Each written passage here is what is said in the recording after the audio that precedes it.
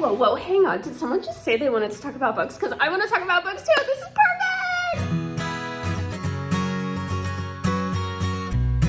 When I think of my reading life this past year, there are like 1 billion books that come to mind. I'm going to share with you 3 that made a big difference on me personally or me as a teacher professionally. Book number 1. If you teach middle school or high school, need it now. Pause the video, go buy it at your local bookstore, come back, and then we'll talk about how amazing this book is. This is a collection of 16 short stories.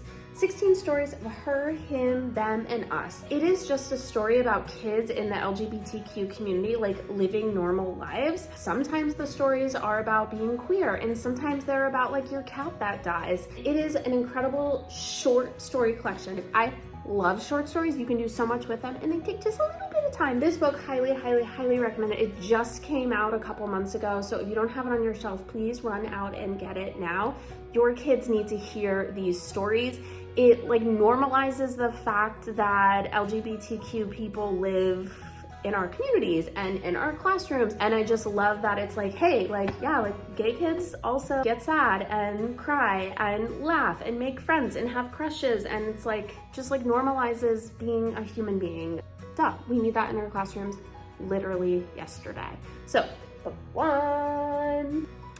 I have a confession I have to make. Please don't tell any other English teachers, but I don't like Shakespeare. I said it. I don't really like reading Shakespeare. I don't really like teaching Shakespeare. I don't know if it's because my AP English teacher in high school like wasn't that good and I just didn't get into it, or I'm not really sure. But this book, That's Way Madness Lies, Shakespeare's Stories Reimagined, hilarious, so good. Even if you love Shakespeare, I think you're totally going to love this book. I've read 2 of the stories out of here because these are the 2 stories I'm most familiar with. Romeo and Juliet is retitled Partying is Such Sweet Sorrow. It's written all through text messages between all the characters in the original play. And it's really, really funny. All the characters are in high school. They all are going to a party at the Capulet School, aka the rich kids school.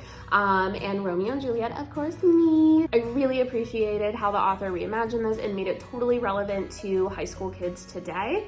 And if you teach Romeo and Juliet, I think this story in here would be an amazing companion, either to read alongside or afterwards, or maybe even before, just to be like, hey, here's kind of the idea of what's happening in this play. So when kids encounter the Elizabethan English, they kind of have a sense of what's happening. The other story I read in here is a reimagining of Twelfth Night. This one was so good. There was like so much queer love in it. And the idea is the kids are going to prom and the theme is shipwreck theme. If you teach 12th Night, I recommend this short story in here. Unfortunately, this is not for middle school kids. This is definitely for high school kids because there is a lot of like bad words in there that I don't really need to field phone calls from parents or administrators about. And there's a lot of sexy time in it. So, but high school kids, totally get it. Or, I mean, honestly, just for you too, especially if you love Shakespeare, you will be like, oh my gosh. If you don't love Shakespeare, you'll be like, okay. Book number 3. If you teach creative writing or you like to do creative writing on your own, this book is so much fun. Rip the Page Adventures in Creative Writing by Karen Benke. This book is literally filled with different creative writing prompts and ideas, such as the power of purposeful repetition, or imagining a character finding something inside of a locked box or a locket or their pocket, and what could they find in there and where could it lead them. I used a lot of these when my students were doing National Novel Writing Month, and if they were kind of stuck or in a rut, or maybe they just needed to like flex some creative muscles, I would pull out one of the prompts and be like, hey, let's do unusual combinations that mix our 5 senses together. So maybe you say you heard a ripe whisper across the room, or maybe you felt a thick silence. Have them choose adjectives from different categories of their 5 senses and then mix them together, and let's see what kind of unusual combinations they could make. This book, if you, like I said, teach creative writing, or you like to do creative writing, or you just like to read about people being creative, I highly recommend this book. Okay, this was amazing. Thank you so much for letting me share these 3 books that really impacted me as a reader this year. I cannot wait to see what books I come across next year, and then we can talk about them because I love talking about books. And oh my gosh, do you want to talk about books too? Okay, I gotta go. Bye!